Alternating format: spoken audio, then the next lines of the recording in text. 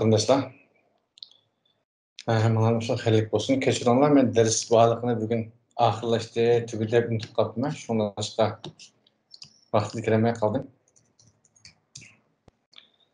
Biz dersimizni HTML ve CSS dersimizni tugatgan.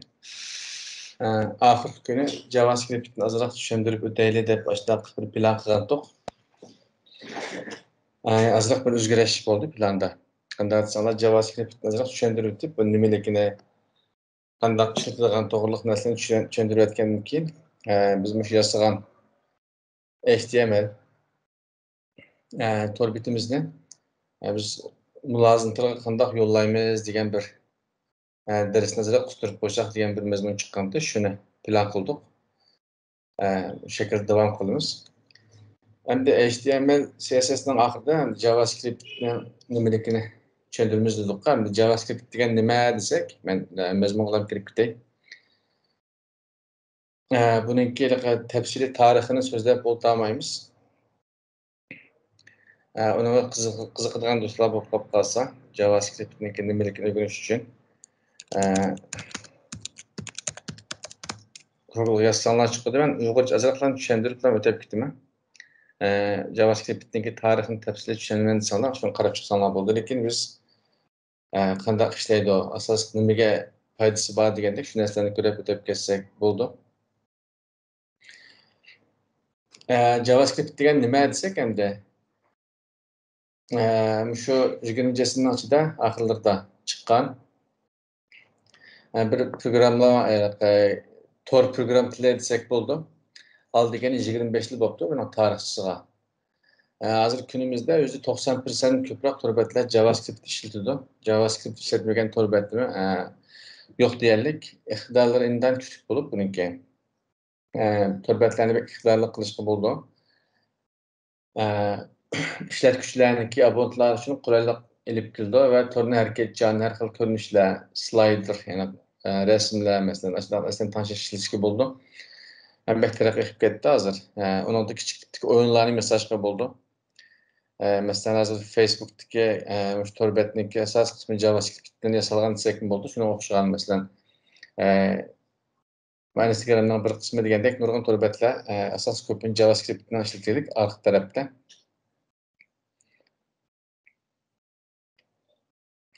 Müşü torbat yasag'uvchilarniki, programmistlarniki müşü yenik tipdagi, yani yaxshi ko'radigan program tilining birisi JavaScript.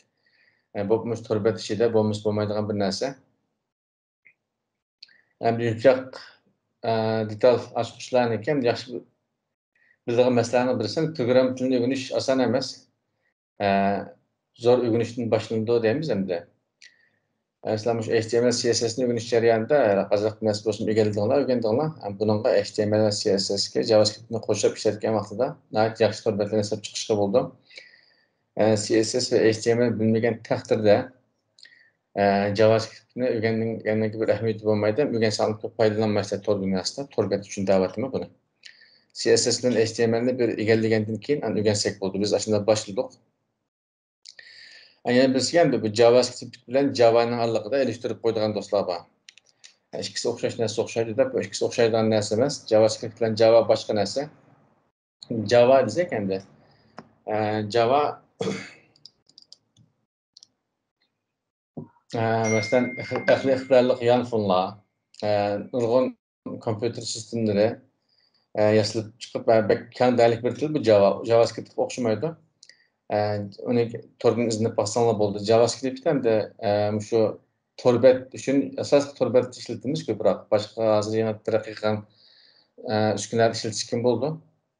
Lekin torbatda yoki qo'llanilgan programmalarni texmi ixtiyorli qilib, ularning sifatini oshirib torbatni yaxshilashga bo'ldi. Undan boshqa ham JavaScriptni o'rgangandan keyin sizlar bir xil framework degan narsalarni bayqaysizlar. JavaScriptniki framework degan bir nechaga bo'lingan frameworklar bor. Bu nima desak endi yumshoq detal ish jarayonida masalan xizmatni osonlashtiradigan, qulaylashtiradigan qisqa yo'llar bo'ldi. Qo'shimcha kod yozishning hojati bo'lmagan shaklda qisqa kodlar bilan ham hal qilishga bo'ldi. Vaqt tejashga intayin yaxshi. Kichik tipdagi programmalar ishlatmasakmi, masalan cho'ng tipdagi torbatlarni yasash jarayonida biz frameworklarni ishlatishga to'g'ri kelamiz. Ularning ichida, masalan, frameworklarning ichida AngularJS, masalan, Vue.js, React.js, Node.js yoki jQuery degandek necha xil narsalar bor. Shunlar sizlar yasamoqchi bo'lgan turni burun planlab tanlagan vaqtingizda frameworkni. Sizlarga mos keladigan yaxshilarni tanlasanglar bo'ldi. İşletish jarayonida, üretish jarayonida o'zingizlarga mos kelgan tanlab ishlasanglar bo'ldi. Biz endi JavaScript'ni azroq qisqacha bir tushuntirib o'tdik. Buniki ishlatish jarayonlarini azroq bir so'zlab o'taylik, HTMLning ichiga qistirib turib. Biz 8-9 gün. 9 günde biz yazmayaptığımız mayaga. Ahirgi ders 10 degan to'q. Men o'ringa yana 10 kunda bir tal yozayotgandan keyin, chunki biz 9ning ismi izilmay qolibdi. VS Code'ni ichib bizniki shu torbat yasaydigan detalimizni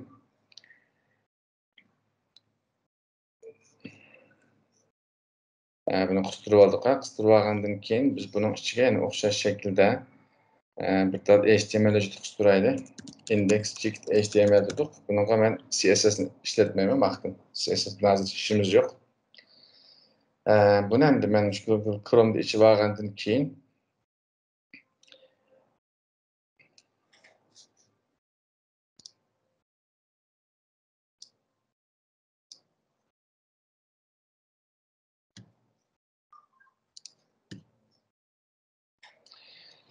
bunu ichib oldim, kechiringlar. Hozir ish bilan bo'lib ketib, aldirashchilikda bugun unutib qolibdim. Boshqalar javob bermasam bo'lmaydigan bir vaqtlik gap qoldi. Shunga hozir bir kichik ish bo'ldi. Biz hozir Turkiya bizning HTMLni ichib oldik. Hem JavaScript juda yo'q. Endi biz JavaScriptni CSS'ga o'xshash ikki xil ishlatishga bo'ldi. Masalan, birinchisi men HTMLda biz qistirib olgandan keyin men o'ringa o'xshash shaklda buning ishlatish usuli hamda masalan mallarni ilib deydi, hozir bular keraksiz, bizga kerak emas. Biz CSS'dan shuning ichiga CSS'ga o'xshash ikki xil CSS 3 xil dedik hamda bu o'xshab ketadi. Lekin shu betning ichiga yozmayman desak, masalan, CSS style deb boshlaydik hamda ma'noda script deb boshlaymiz. Script deb boshlagandan keyin kodlarni shuning ichiga yozamiz. Kodlarni shuning ichiga yozamiz. Framework ishlatgan vaqtida masalan bularning o'rni ba'zilarining ostiga, ba'zilarining ustiga talab qildi. Sabab shu kodni torbatlar ustidan ostiga o'qqanligi uchun JavaScriptni biz framework ishlatmay normal yozgan vaqtimizda cho'qim shu bodyning ichiga eng ostiga yozmasak bo'lmaydi. Bo'lmasa normal ishlamaydi. Bunun sebebi çünkü HTML'nin elementlerini JavaScript'te torbat ichilib bo'lgandan keyin o'qiydi. O'qib ko'rib, biz buyruqlarni ijro qildik. Ustiga yozib qo'ysak, uning oxir taraf, ast tarafini kontrol qilinmay qoldi. Frameworklarda undaq masala yo'q, lekin normal JavaScript'te cho'qim shu bodyning ichiga oxirga yozsak bo'ldi. Masalan, script degandan keyin bir tal sinab boqaylik. Masalan, eng oddiysi alert dedik, alert. Masalan, deymiz merhaba JavaScript deyli. Bunun icra qilsak, hozir betni yig'ilgan vaqtida qarasanglar, mana bir tal ekranda bir ekran ochildi kichik. Har qitim betni yig'ilgan vaqtida JavaScript orqali ba'zi torbatlarni ziyorat qilgan vaqtimizda chiqib oldi-ku. Shunga o'xshagan kichik ekranlar chiqib oldi. Uni shu JavaScript orqali qilamiz. Bir knopkalarni bosganda chiqaramiz yoki avtomatik chiqaramiz. Chunki skriptning ichiga udil yozgan vaqtimizda shu betning ostiga ijro bo'lib, biz hech qanday bir funksiya yoki bir buyruq bo'lmaganligimiz uchun hozir avtomatik alert degan shu joy ishlab hozir betda ko'rinishga boshladi mana shu shaklda. Undan boshqa bir misollarni qilsak hamda yana bizga men tushuntirib o'tay qisqacha. Masalan, mayda bir tal P tagimiz bor deylik, tag dedik. Bunaqa biz ID class deb nurg'un so'zlab o'tdik. CSS class birimiz deb ma'no o'xshash. Shu program tillarida ko'proq ID ishlatamiz. Bunaqa bir ID bergandan keyin men masalan P1 deb ism berib qo'yib turay.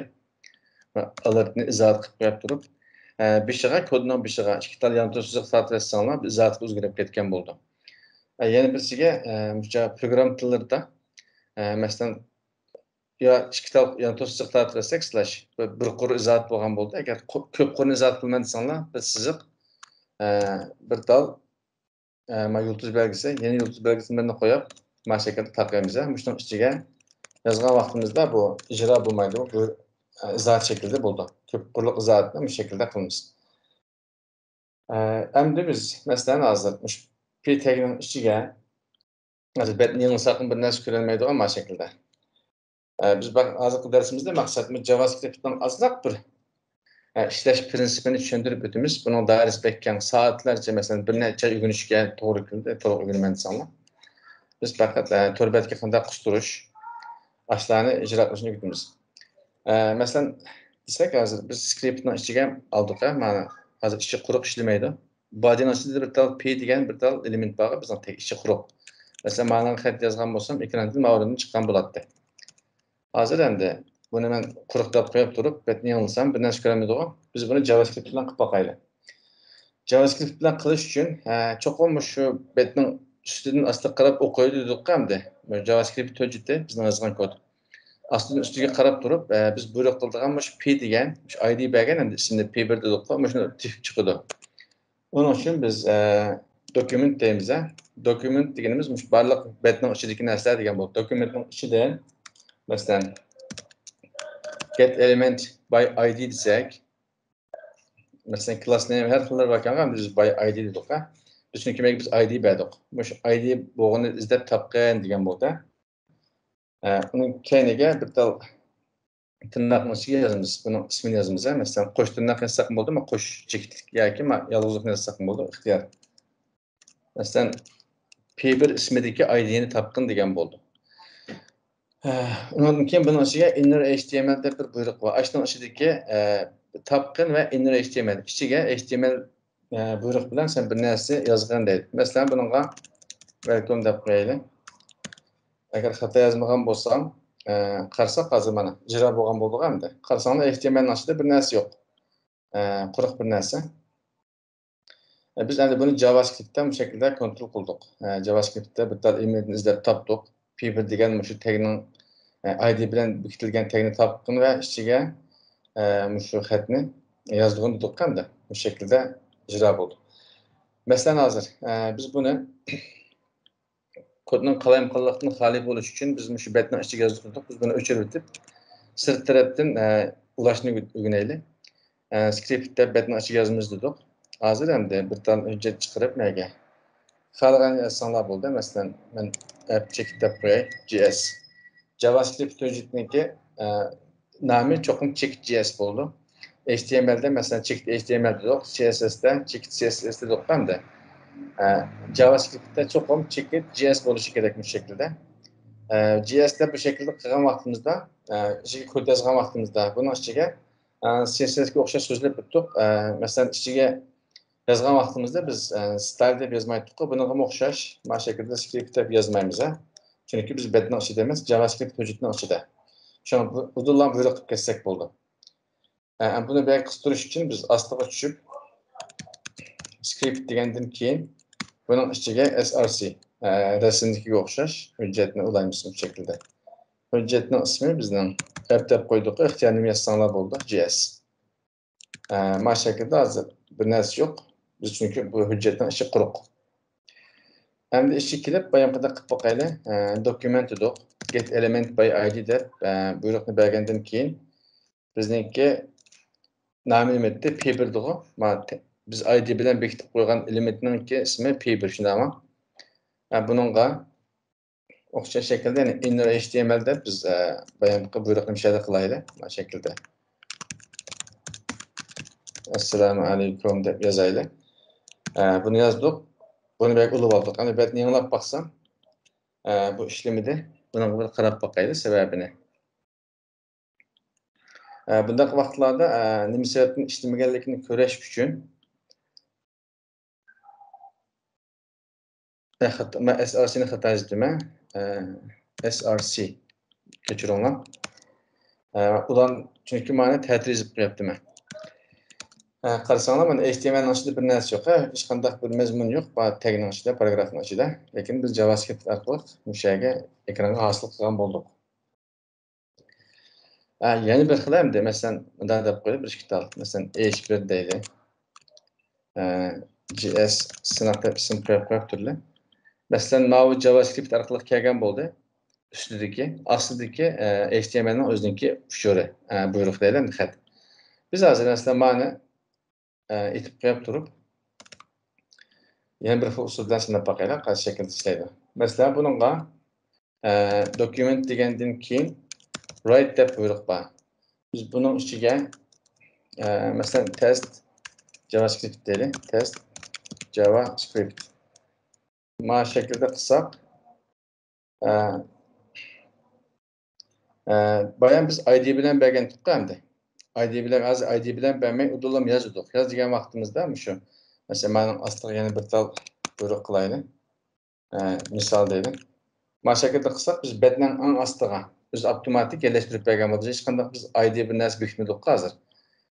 Qarasak ustidagi mana birisi beka, mana ikkisi HTMLning ichida. Mana shaklda ko'rsanglar, cho'qim shu o'zi masalan, mana ustiga olgan vaqtimizda hozir bundaq bir sinab boqaylik. Mana headning ichiga olsak, qarasak eng ustiga keldik hozir. Eng ustiga kelgan vaqtida biz mana buyruqni ichib boqaylik. Mana o'chirib turib. Qarasanglar, masalan, assalomu alaykum kelmadi. Men bayan so'zlab o'tgan masalamiz shu. Cho'qim HTMLning ichida shu taglarningki ID'sini yoki har qanday bir narsaga biz erishishimiz uchun cho'qim shu JavaScriptni biz betning eng ostiga yozishimiz kerak. Biz betning ostiga yozmasak, shu elementlarningki ID'si, klasslarga biz erisholmaymiz. Shuning uchun mana shaklda qilgan vaqtimizda JavaScript hujjati ijro bo'lgan bo'ldi mana shaklda. Mana ustidagi degan element bayadi deganimiz bir tal element tanlab turib, shuning ichiga biz bergan mazmunlarni yoz degan bo'ldi. Agar mana shaklda document write desak, shu dokumentning ichiga yerlashtirgan degan bo'ldi, mana shaklda. Qarasak, mana eng ostiga yozgan bo'ldi. Endi bularni ko'rgan bo'lsak hozir, masalan, bu ikkisini taqab qo'yib turib, boshqa bir misolga o'tib ketaylik. Biz hozir faqat JavaScriptni betga qistirishni tushuntirib, uningki ozroq bir qanday ishlash shu prinsipini tushuntiryapmiz. O'zinglar takrorlab, misol qilib, misollar qarab qilsanglar bo'ldi. Masalan, endi hozir biz buning ichiga bitta buton deylik, butonni yerlashtiraylik. Buningki masalan, nima deylik, alert deb qo'yib buningga. Yoki bu o'ringa bizning deb bitta qilib qo'yib, o'ringa bizning dedik, qanday biz buni bosgan vaqtida bir ekranga bir xat yozaylik masalan. Biz hozir bir tal JavaScript hujjatini betga qistirdik. Agar betni ichiga qistirmay, shu knopkani o'ziga yerlashtirsak bo'ldi.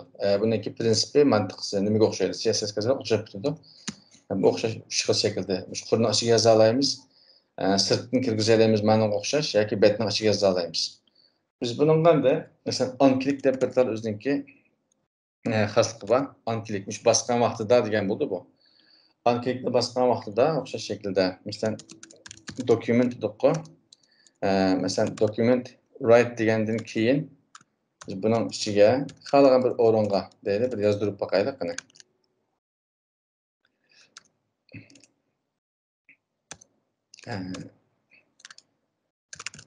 Yaxshimisiz deydi. Xohlagan bir o'ringa yozsin mana. Qarasanglar, mana barliq narsani o'chiryapti. Chunki men knopkani bosgan vaqtida hozir bayam qanday bo'lgandi? Bayam biz document write qilgan vaqtimizda betni ustidan o'qib kelib, eng ostiga yerlashtirgandi.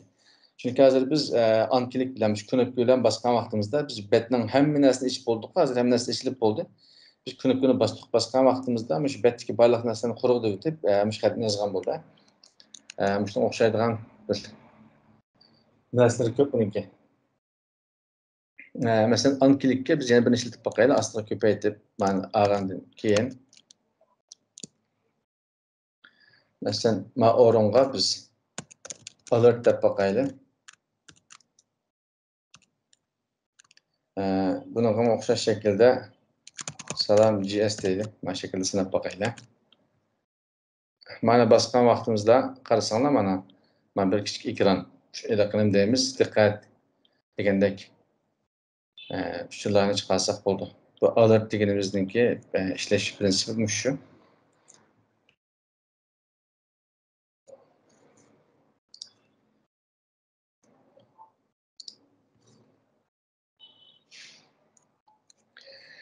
Endi bu məsələn ekranı körəngen, tor yüzdə işləydiğən işlərdir. Bundan başqa yana biz bəzi vaxtlarda JavaScript yazgan vaxtımızda neçə min qur kodlar bolup kütüdü, neçə min qur lağız kütüdü. Şu bəzi parçalar işletimiz yoki bəzi bir taraf hüccətini açıdan işletimiz. O vaxtda biz şu nemeninki, tor kögüşninki biz HTML öyrəngəndə çıx sözləb ötdük ki, inspect degan bir narsa var deb. Bunun içində bir tal console deb bir narsa var, console. Şu JavaScript'te kod yazgan kodlarınki təşkürəş, xatalıqlarını görəş veya ki biz buyruklarını icra kılıçını sınaş için orunu işletimiz. Fakat bu orunda ekranın özü görülmeydi. Biz sınaş ceryanı işletilen orun. Mesela ben açığa girip bazı bir dal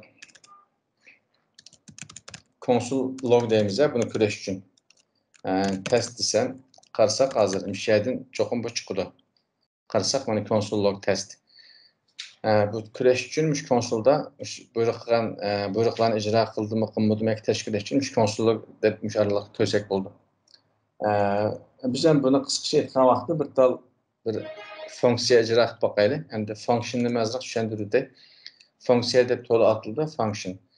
Bu köp orunda işletildiğin kodunu biz bir yere funksiyanın içine yerleştirip köp orunda işletici oldu. Mesela çoğun torbetlerde oxşaş kodunu hem de nurgun orunda işletilmeyen dep qalsaq, her orunga ayrım-ayrım yazılgan işinki bir əhmiyyət yox. Hem vaxt israfçılıq hem kod kalem qamı kütüdü.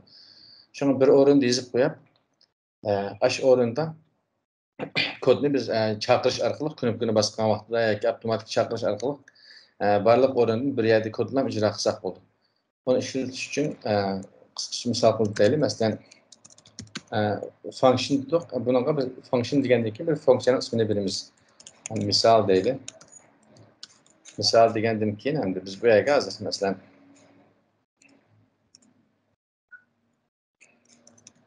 oxşar şekilde console log de bir sınıf bakaya hatta yazmağım bolsam eğer.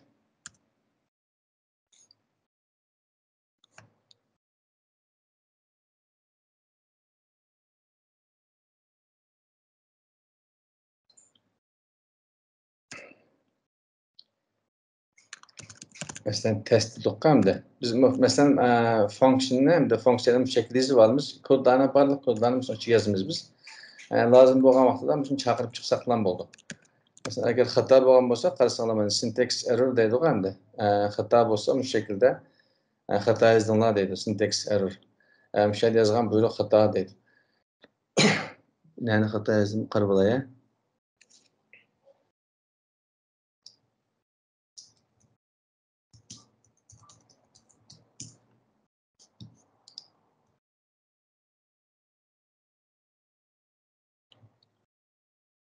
Function'ı hata yazdım ya.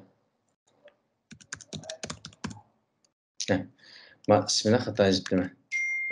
Məzgin niye hərfini unutub tapdım ha? Bəzi vaxtlardamışdan oxşayan qalayımqan işler çıkıdı. Bir hatta çekitini unutub qalsaq peşini işleməydiğin işler çıkıdı. Qarsanlar xatalıq getdi hem de. Ben bunu lazım bolğan vaxtda xalığın bir onu çağırıp çıxsam oldu. Məsələn, bədnin içine çağırış üçün faqat şu fonksiyonel ismini yazıb qoysamla maşakada çıqqan oldu. Eğer xalısam, ben bunu knopkunu basqanı çıxırmayın desem, ben ilerletip hazır. Bu türü verdiğim manın içinde. Biz bayan bir tal knopka qılğandıq şunda ama. Ben knopkunu basqan vaxtımızda şunu çağırıp çıxsaq oldu. Mesela sınap bakaylı. Benim ilerletip orundun. Bizimki misal toxuz mu?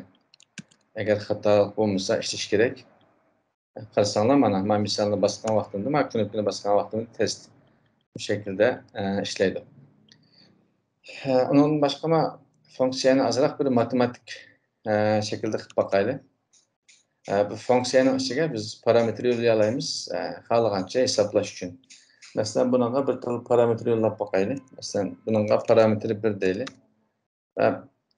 Veya ki müdaxil bakaylı manın içinde. Var dedik. Var degenimiz hem de üzgürüşçən bir məzmun bolsa biz müştəq içine belgilab qoysaq xalığanca üzgürtlərimizi. Bunu öyrəniş jarayonunda variable deyimiz məşq qilish jarayonunda köp uçurardı sizlərə. Mesela bununla A dedik, ten 5. Şunama. Yani bununla yani kilip mesela var. B dedik, bunu ten 6 değil. Mesela A'nın kıymeti 5 oldu, B'nin kıymeti 6 oldu. Biz aslında düşüp hem de. Mesela okşar şekilde konsol log degenden keyin ikkisini köpeytip bakaylı. A'nı qo'shib bakaylı. Qo'shma B'ga. Ko'rib bakaylı, meydan nima chiqadi? Qarasak 11. Matematiksel işlem. Matematiksel işleş jarayonida bu şekilde paydalansak bo'ladi. Mesela mana köpeytip baksak, köpeytish yulduzga hem de program tillarida. Bu işlemidi. Qo'shar ishlash ko'paytirish işlemida sebebini kechiringlar. Knopkani yana xato bosgan o'xshayman. Mana knopkani biz istemaganligini ma'ni bosmay. Bu şekilde köpeytip. Hozir bölsek, bo'lash ko'paytirish matematikada har qanday tilda qo'shash, mana ilish, mana yulduz knopkasi ko'paytirish, mana bo'lash. Mana yana to'siq bir bo'lash bo'ldi, mana. Buni dedik matematikadagi chiziqlarni ostiga chekitib qo'ymaymiz. Mana shu şekilde bo'lash qilsak bo'ldi. Biz buni ham demasdan mayada konsolluk yazıp baktık hamda buni biz bir JavaScript bilan ekran yazıp bakaylı. Bunu ekran yazış için biz bayağı öğrengendik. Durma için neslendik. Document ID dep mana neslen yazdık. Köçürüp ilip lan bunu konsolluğunun işiga bir şey yazsam oldu. Mesela ağır köpeytiş 30'unda ama mana nakıp turup biz bir şeyden bahsek oldu. JavaScript'te biz icra qilgan buyruqlarni mana işiga almaymiz. Peşlerini işiga almay. Bu da lan bu şekilde bahsek oldu. Inner HTML'ge tanqib berdik. Ma ikisininki birleşken kıymetini yazıp bakaylı. Qarasak mana 30. Ma oranга kelgan bo'ldi.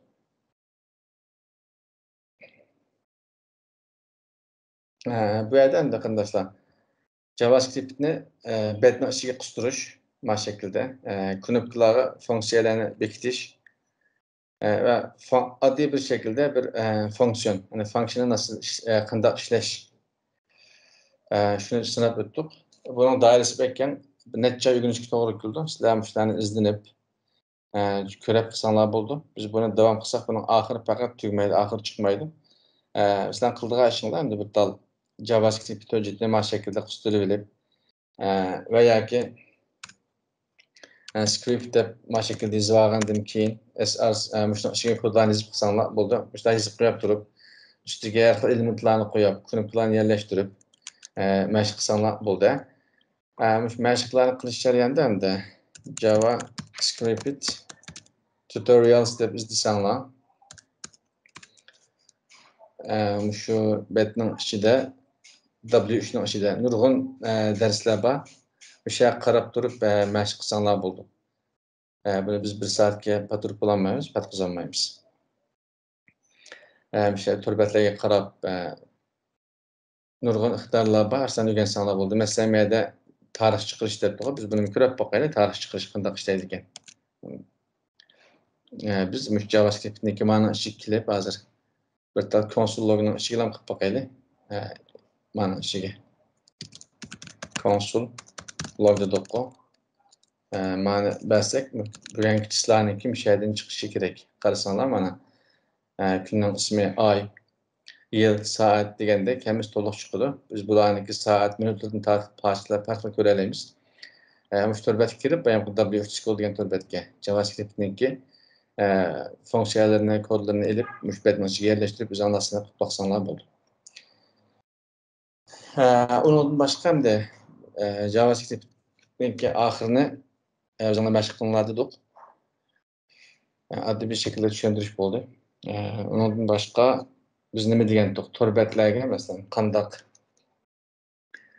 qilganda biz yasagan turbatlardagi materiallarni yo'llay olamiz deb. Uni mazroq tushuntirib o'taylik. Buning uchun bir uch xil bir narsaga jarayon so'zlab o'tay. Birinchisi masalan turbat sotib olamiz. Turbat sotib olgan vaqtida har qanday bir turbatning bir ism sotib olamiz eng boshda. Masalan Polanikum, Pustanet yoki Or deganga ism sotib olamiz. İsim sotib olgandan keyin bir boshliq sotib olamiz. Boshliqlarning ko'pinchisi Linux bo'ldi, hamda PHP yoki boshqa narsalarni yaxshiroq qo'llaganlik uchun köp şirketler yoki korxonalar, har qanday sistemlar ko'pi Linux'ni ko'proq ishlatadi. Shunaqa, shuni misol qilamiz. Biz PHP o'rgangan vaqtinglarda shu Linux bo'lmasa ishlamaydi. Chunki Linuxda PHP yaxshi ishlaganligi uchun shuni tavsiya qilamiz. Hammadan tanlash ko'proq shu. Windows'da bo'ldi. Lekin PHP yoki boshqa program tillari ba'zilari Linuxda yaxshiroq ishlaganligi uchun shuni tavsiya qilamiz. Ism setib oldik, bir tal deylik. Yana bir tal nima bor? Mulozim tilini bir bo'shliq setib oldik. Bu ikki tomon bo'ldi hamda. Endi uchinchi bir masala, agar sizlar bo'shliq setib olgan vaqtida ismni boshqa bir to'rbetdan elib, bo'shliqni boshqa bir to'rbetdan olgan bo'lsanglar, masalan, to'rbetlarni ko'rsatay desam, hozir ham biz ko'p bo'ladi to'rbetlar. Xohlagan bir ism setib olib, xohlagan bir o'rinni bo'shliq setib oldinglar. Agar bu ism bilan bo'shliqni bir yerdan setib olib qolsangiz, hech qanday masala chiqmaydi. Sizlarga bir ism, kirish ismi va bir parol ta'minlab turdi. Ashting bilan kirgan vaqtida o'zi avtomatik shu tor bilan ism bir yerga ulangan bo'ldi bu. Ulangan bo'lganligi uchun hech qanday bir tanishga hojat his qilmasdan avtomatik ishlaverdi.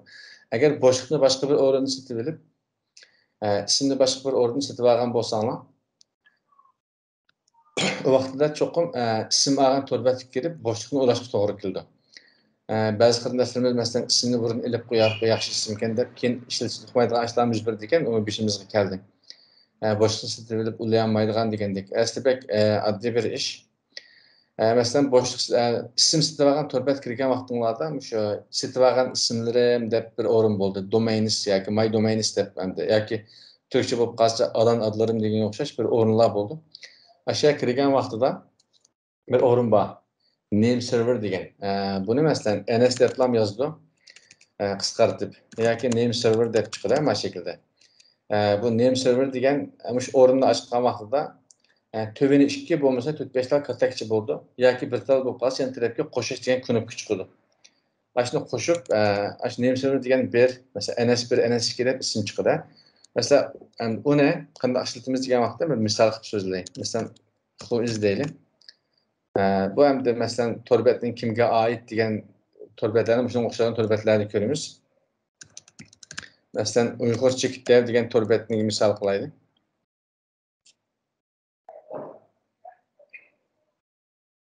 Qarasanglar bu ismdan hech qaysi yo'q ham ilinib bo'ladi. Astiga tushib qarasak, bu ismninki bizning to'rbetning ismi nima edi baldinki? Uyg'ur devmiti, Uyg'ur dev komiteti. Uyg'ur dev ekan mana shu shaklda. Foizga qarab boqay desak, to'rbet ishilsin hozir. Normal ishildi. Mana shu shaklda biz qarasak, odatda betning ost tarafda shu nimalar to'liq chiqadi. Mulozim tilniki adresi degan narsalar chiqadi. Agar bunday to'rbetlarda ko'rinmasa, masalan, Xo'sh.com, masalan, ma'ni qarab boqaylik.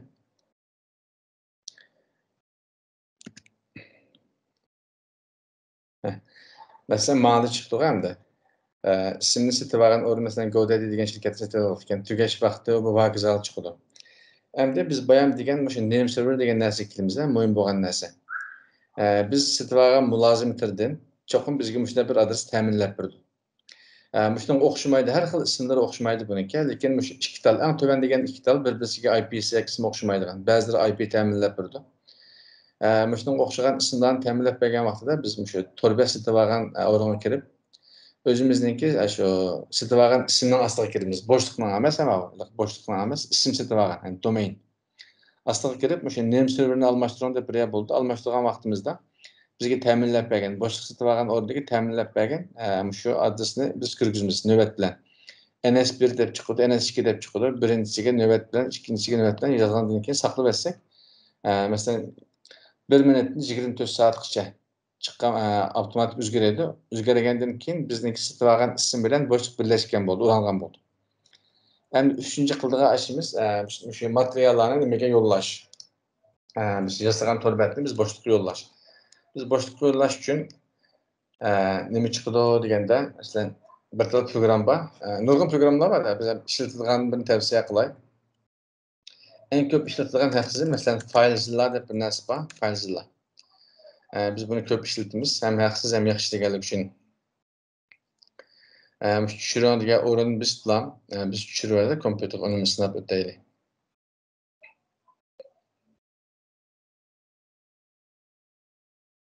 Qarasanglar 13 megabaytlik kichik bir program.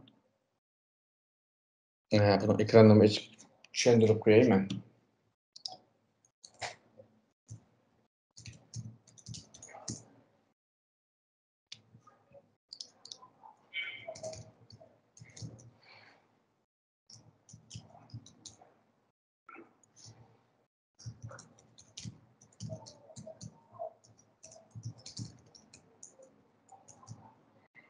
Buni ishildi ochgandan keyin kompyuter qaçlaymiz.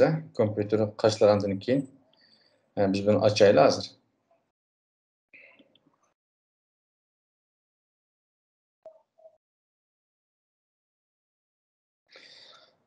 Açgan vaqtimizda mana bunga o'xshash bir program chiqadi. Masalan, ma o'ringa biz setib olgan ismni yozamiz. Yozgandan keyin FTP deymiz endi. FTP'ga ta'minlab bergan bir a'zolik nomi bo'ldi. A'zolik nomini yozsizlar, maxfiy yozgandan keyin portqa bilan yozmasak bo'ldi.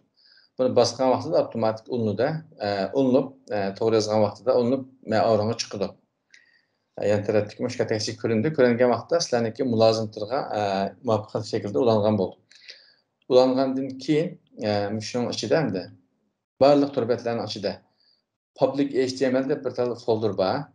Ashning ichiga biz hujjatlarni olsak bo'ldi. Hozir misol bir turbat sinab ko'rsak bo'ldi. Sinab baqsam bo'ldi. Hozir men shu bir tal betning adresini izlayapman. Men ishlatgan betlardan birasi bo'lib qolsa, shuni ichib bir sinay deb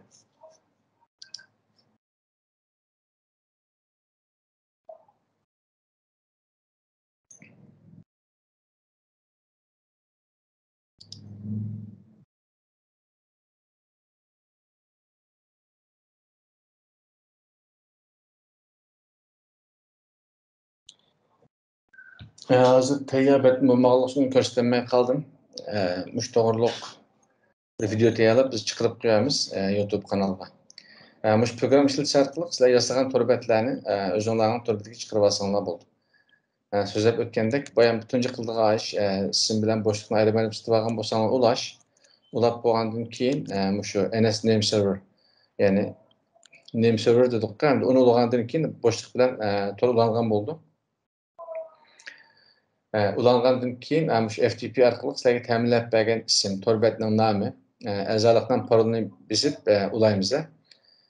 Ulagandan keyin biz yasagan turbatlarni bo'shliqqa yetib olsak bo'ldi. Yana birisiga masalan cPanel deb bir narsa bor. Barliq turbatlarning o'zida 80-90'ı bizga shu bo'shliq sitib olgan vaqtida Linux deymiz. cPanel degan program ta'minlaydi. Buning ichida ham sal cho'ngroq rasm birini ichib rasm orqali ko'rsatay, men tayyor betni bo'lmaganligi uchun hozir.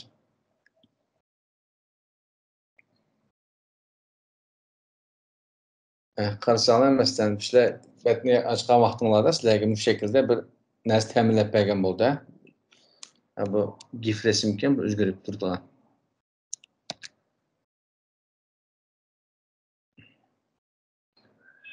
Men o'rnini ochaylik. Ama şu boshqarish bitamdi. Butun barliq o'zinglarning to'rbetni, mulozimlarni boshqaradigan to'rbetniki aqsh shunday bo'ldi. Sizlar setib olgan, boshqa setib olgan shirkatlar shunday bir adres ta'minlab berdi. Kirgan vaqtinglarda ism paroldan shunga o'xshash bir ekran chiqadi. Buning ichida ilxat boshqarish, o'zinglarning nomida masalan qasam email deb turdi hamda ekran o'zimiz shu o'zgarmaydi. O'zinglarning to'rbetda masalan to'rbetinglarning nomiga xat sanduq ochadigan, turbatlardagi sandallarni boshqaradigan, hujjatlarni boshqaradigan barliq boshqarish bitim shunga o'xshash ishlaydi. Masalan, file manager deb bir narsa turdi hamda sizlar shu file manager orqali mulozim kanaldagi boshliqlarga bir narsalarni yo'llay olasizlar. FTP ishlatmay turibmi? Vaqtida bir yo'llasanglar bo'ldi. Ammo yangi boshlaganlar uchun FTP ishlasanglar sal oson. Shu ekranni biz cPanel deymiz, endi shunday bo'ldi. Undan boshqa shu kerakli bo'lgan narsalarmi shu? Betni o'rgandik, yasab qilib bo'ldik. Undan keyin bir bo'shliq bilan ism setib oldik. Eğer birleştirip algan bolsak, birleştirip çıkıdı, birleştirmişsanglar boldu. Eğer ayrı birleştirip algan bolsanglar, isimde mülazimdeki boşluk ulağandan keyin yasagan torbetni FTP arqılıq yoki şuna o'xshagan ekran arqılıq, file manager arqılıq torbetga yo'llasanglar, avtomatik o'zi ochilgan bo'ldi. Ondan keyin shu www ni biz bilan betni ichib ketsanglar bo'ldi. Ishlash prinsipi shu. Agar kam qolgan joy bo'lsa yoki tushunmagan joy bo'lsa so'ranglar. Azroq 5-10 minut vaqt bor ekan, shu to'g'riliq bir muzokara qilib o'tib, ko'zimizni aqllashtirib deylik. Endi ism setib olgan ishda davlatga qarab o'xshamaydi. İsim satılgan şirketler bek jiq. Men de shu oldin 20 yil jarayonida o'zimni ko'p ishlatilgan bir narsalarni shunday. Masalan, burunlarda nima ishlatib boqqan desak, asosliqi men hozir nima ishlatyapman? Namecheap deb bir shirkat bor. Shuni ishlatyapman. Buni ishlatishimdagi sabab hamda mulozimati yaxshi. Aslında ben bunu işletmeydim. Bu bir 15-20 yıllık şirket, çoğun şirketlerden birisi. Bu isim setip aldığım işletmem ben bunu. Lazım bu pas. İsim setip almam. Mesela GoDaddy'ni işletip baktım. GoDaddy'ni ben yaşayan dövdüm hazır Türkiye boğalık için. Bunu setip algan vaxtında mesela bir şeyde birincisi biz əzən almışıq hamdı. Bir ismini mesela meyada birincili 39 lira adetli o Türk lirası. Adette isminin bahası hazır. Cem hesaplasaq 10 dollardan aşmaydı. 8-20 dollarmış mesela Comlink'de net orqalanan bahasımız oxşamadı birisiga. Mesela Comlink'ki bir yıllık bahası mesela 8-9 dollardan aşmaslık gerek. Mesela malı hazır bizni özgü celip qilish üçün nimdetdi 40 lira şunamı bir yıllık. Hesaplasaq 5 dollar buldu.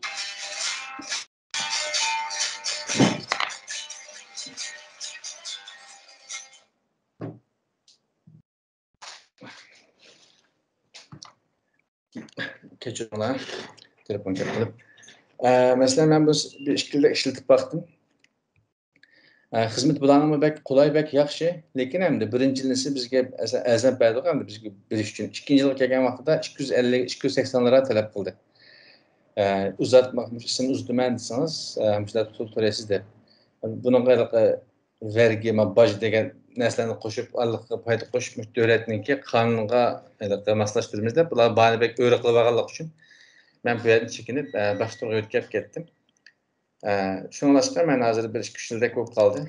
Ma Namecheap ishlatyapman. Buningdagi sabab bahsim muvofiq. Masalan, tunji yili 5 dollar debdik endi, men 6 dollar deyli. Yoki net 10 dollar.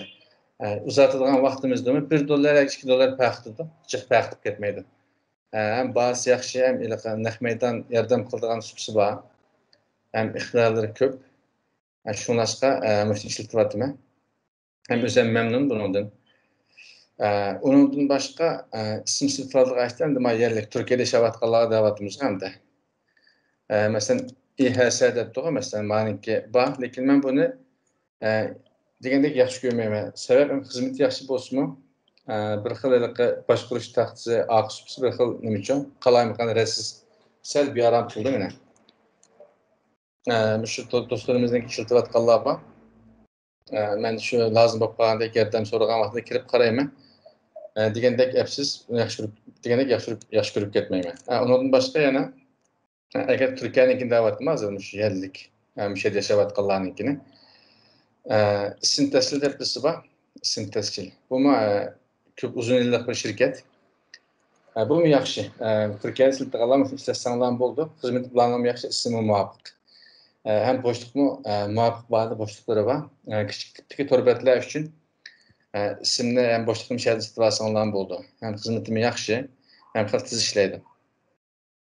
Yana men Natura deb Turkiyaning bu bo'ldi ekan, men ishlatib boqmadim, lekin ba'zilarini oldim. Xili yaxshi deb oshna deydi. Endi men o'zim ishlatib boqmaganlik uchun buni bir narsa deyolmayman. Lekin men istintashniki shu nimasi yaxshi. Bularniki men Turkiyadan oldiganlarga men GoDaddy'ga o'xshash undaq bek o'ra emas ba'zi. Muvofiq ism setib olsanlar bo'ldi. Agar boshliq setib olaman desanglar, endi boshliq uchun men asosliqda masalan nima ishlataman? HostGator deb bir turbat bor.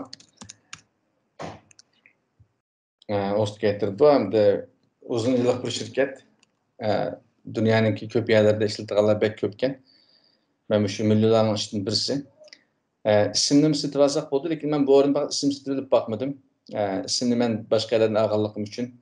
Bularga okşaş isimni satılgan vaqtida bizge öyle bahada dep turib oldu. Şoňlaşqa bu bir ilan emas. Ben soragan kırmızımızdaki sualıga nisbeten düşündirip ötüp atma ilan şekillik emas. Onu bir düşündirip koyay.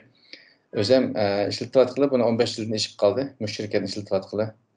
Bularınki neçe xil turbet näsleri bar. Boşlukda mesela shared hosting muşunu istip algan wagtda. Bunun 3 xil nimesi bar. Nim deymiz 3 xil paket bolaq demdik hamda. Tunji yenisi %60, %65. Mesela business planning %65 bazen bar depdi. Bunun aylığı $5-20 iken mesela bana 3-20, bana 2-20. Bununki köp näsleri okşaydı. Asas okşap gitdiler de okşamaydığı yeri mesela kıymetinde bir tal IP adresini bile teminlerimiz depdi. SEO toolsunu teminlerimiz depdi. IP crack bolmaydı adette ben köp işletmeyme. Ama başka oralara okşap gitdiler bununki. Yani bilsek ama azanda hem de bir tal isim işletişki boldu boşlukta bir tal domain. Ama ikincisi, üçüncüsü de mesela 15 tane torbitanlar bu kop kalsa, bir oranğa hemen ulap işleterleksizler. Aş iş yaxşı.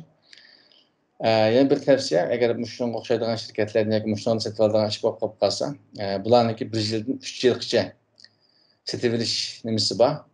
Mesela mani dep bakaylı. Bunun içinde barliq hizmetleri öz içine aldı. Mesela torbetni dep to'g'amaydi. Yangidan domain alman dep. Eğer yangidan isimni bilib alman desanlar, birinci yılını sayaqsız hediye qilamiz dep to'g'u. Hamda sinash uchun ixtiyar bo'ldi, ixtiyor. Keyin boshqa yurtga basanlar bo'ldi. Lekin agar ismlar bar desek, endi ismim bar degan tanlab qo'yib turib, ma'lumga biz tor nomini yozamiz. Tamam, masalan, tor nomi chekkom deb qo'yaylik. Misolga. Biz buni tanlagan vaqtida meni o'zgartirasizlar. İsimni ko'ryapti, masalan, ism Bika, mesela Bika degandek. Aslida tushib hamda shu setib olmoqchi bo'lgan bizning boyagi bo'laqlarning ichidan o'tirdikini taldiq. Masalan, 36 yaxshi debdi. 1 oylik alsak $11 ekan. Agar 3 yillik setib olib qalsak, yana ma'zan to'xtaydi. Uni tashayında, masalan, 3 yillik setib olish uchun o'zida qancha ekan? 64% debdi. Ba'zi vaqtlarda kupon, azonlashtirib turadigan nomerlar uchraydi, mushbatlarning %90 80 degandek endi azaldigan kodlar uchrab qolsa, foydalanib 3 yillik ilib olsanglar bo'ldi tavsiyamiz. Boşluq setilish uchun men shuni ishlataman, davomli ishlatib kelyapman. Nayt xursand, hech qanday bir masala chiqmadi. Bir masala chiqib qolib qolsa, naq maydon suhbat qilib 5-10 minutlar hal bo'ldi hamish. Shu torbet yasatquchilarga yoki bir talab qilganlarga shuni tavsiya qilib, shuni olib berib torbetlarni yerlashtirib qilib beramiz. Ashta qilyapmiz, o'zimiz memnun qolganligimiz uchun. Boshqa bir bunun ichida shu o'zinglar qarab ehtiyojinglar bo'lgan narsani tanlab setib olsanglar bo'ldi. Boşluqqa men tavsiya qildiganim shaxsan shuni ishlataman. Onun başqa HostGator'ni boshqa uchun ishlataman. Agar Turkiyada ishlataman deb qolsangiz, ism tashkilini tavsiya qilaman. Boshqa bildiganlar bo'lsa, fikrlisi bo'ldi. Asosiy meniki 15-20 yildan ishlatayotgan o'rnim shu. Kichik odatda masalan kichik tipdagi betlar uchun biz müddalasida Turkiyada ko'proq o'rganayotganlar shular desak, masalan ism tashkiliga qaraylik hozir. Hostingni basimiz, domain degan ism hosting deganimiz endi biz boshliq setib olamiz degan bo'ldi. Agar men sunucini qilsak, ayrim bir mulozimlar setib olmay kiralayman degan bo'ldi. Men tunji ishlarda betlarni o'rganish yoki kichik tipdagi betlar uchun hosting bo'lsa muvofiq. Bunun ichida qurimsal Bresel deb turgandi. Bizga shu Bresel shaxsiy deb hamda personal shaxsiy bo's bo'ldi. Bunun ichida Linux, Windows bor ekan. Masalan, Echo Hosting deb qarasangiz bir odat web sitesi. Agar bittalar ism ishlataman desanlar, shu bir odat, bir tal yetarlik. 1 GB tor o'rni debdi biz. O'sha ham biz hozir kichik tipdagi betlar uchun bek muvofiq, ham bosim qarasanlar oylig'i $1 atrofida. Ondan başqa agar 2-3 tane ismni ishlatsam bo'ldi desanlar, standart. Shu o'zim tavsiya qilib turgan shunga. 3 tal torbet ishlatar ekanmiz, o'rni 5 GB qattiq diskisi bor ekan. Mayli oylik trafik degani muhim. Ziyorat soni ko'p bo'lib ketib qolsa, to'shib qoldigan ish bo'lmaydi, limitsiz cheksiz ekan. Muşu işletsanlar bo'ldi. Masalan, qarab baqsaq, bahasini ko'rib baqaylik. Yillikqa $23. 10 yıllık işletme oldu manada. Şu 32 işletme kalsanlar 1 yıllık 250 lira aralıkta. Yani 250 lira aralıkta 1 yıllık boşluk satı verip 3 tatlısını olap işletelim sizler. Başka kıskarğanda sen örrap bazı yukarırak boğandak oldu. Lekin Türkiye'nin özden şeydeki yaxşı saydıqalarına birisi. Maniki yeni məzən 3 yıllık satı kalsanlar dünyanın ham yerine yaxşı işleydi. Bir xil muntizm muqim işleydi. Şolaşqa bizning işletganimiz şu. Sözləydiqanlarım düşünçülük hem de başka fikir olup qalsa yoki menen xatada qilgan joylarim bo'lsa danglar shuni qarab davom qilaylik.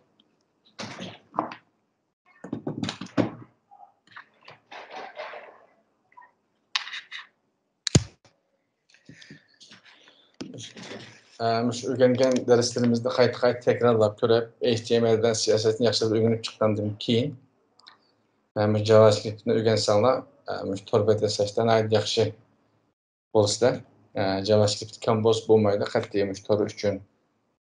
Yoki hozir kichik programmalarni yasalaymiz. Agar vaqt yer bergan bo'lsa, tor bet yasaydigan kichik bir program yasab chiqaylik deyishgan. Chunki vaqt qisqa bo'lganligi uchun ham bizning ishchi ko'p aldashib qolganligimiz uchun qisqalam tushuntirib o'tdik. Sharoitlar bo'lib qolsa, shu to'g'riliq darslarni so'zlab biz YouTube kanalga chiqarib qo'yamiz. O'sha yerdan foydalansanlar bo'ldi. Ham chiqarishga tirishamiz.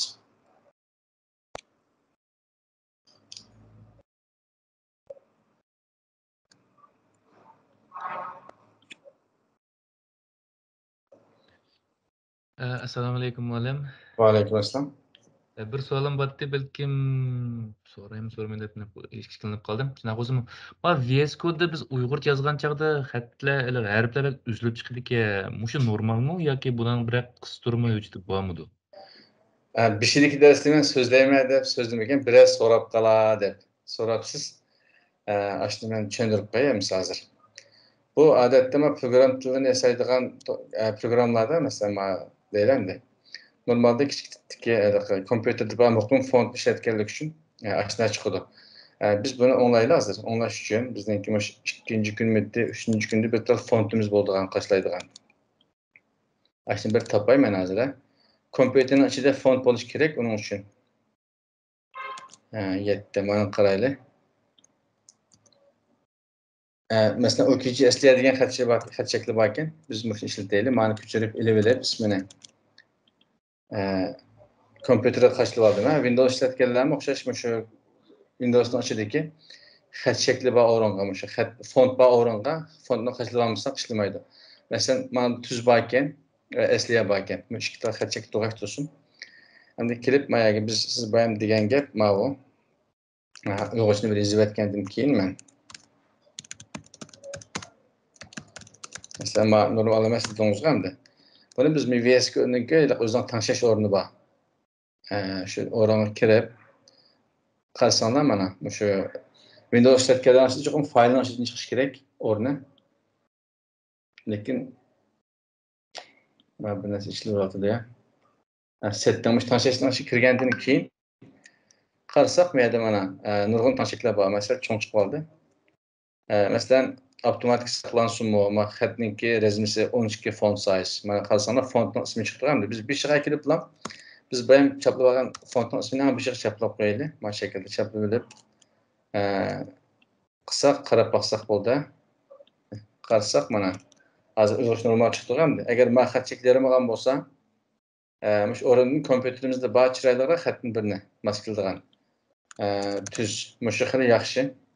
Qarasak mana shaklda bo'ldi. O'ngshildi xatniki ko'rinish shakli. Başqa tanışıklarını müştəri şəklini görüb üzərinə tanışıb alsanlar bo'ldi. Bunun nurg'un qusturmaları bor, tanışıklar bor edi, tanışıklar bor edi. Bir qusturmuş bo'ldigan men ismini unutib qoldim ashting uchun. Ashni qashlab qo'ysak yaxshi taslar.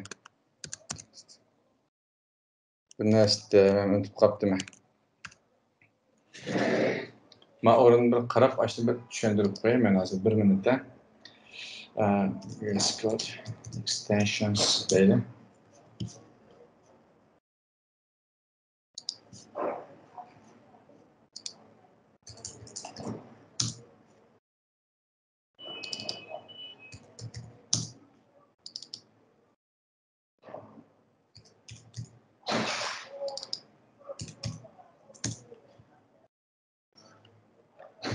Özüm yasap çıkarıp koygan näsede işletmeler uzun bolup ketkenlik üçin men ismini unutip kapdym anynki.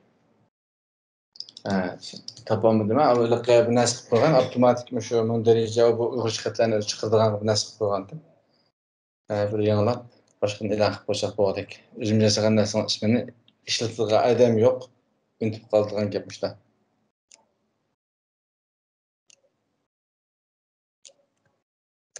Şundarak bir näsipdi.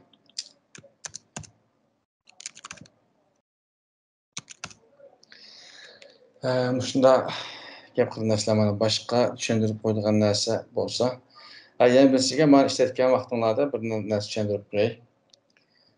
Extension kaçlaydygan bir tıl kusturma. Näet ýaş kusturmany düşündürüp körsüp koýay hazır. Icon diýeli. Bunun içinde VS Code icon mana kaçlasaňam täwsiýe kılma. Bu bek ýaş kusturma. Kaçlawagandan keyin kaçlandı hazır. Bunu ýeňiden başlataylar. Başlatgan wagtda asıl boldy. Bunu açdyk.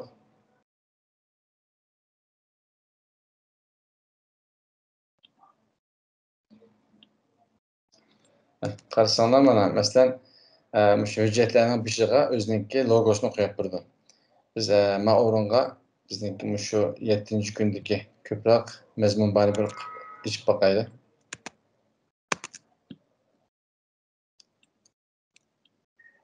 Man öçürüp turup men bek ýakdyrma boksturmany. Şu sizler laýlagan hüjjetlerini qarap turupmy maýadyn ma fontken meselen ma resimken ma CSSken ma HTMLken dep her kanday hüjjetniki şu extensionge tipge qarap turup logosyny çykaryp turdy. Ondan başga nurgun ýaş kusturmalar bar. Şoňa qarap paýdaly näselerini gyşlasaňlar boldy. Emsa garyndaşlar, dersimiz şeýle ahyrlaşdy, kursumuz ahyrlaşgan boldy. Emsa garyndaşlar, emmaňlar küreşmiş aman bolňlar. Kursumuz şeýle ahyrlaşdy. Bizden YouTube kanallaryny unutip galmaý körep turuşyňlaryny täwsiýe kılymyz. Ýene näselerini ýollaşdyrýarymyz. Allah'a emanet. Allah'a emanet. Rahmet malum yapacaktık.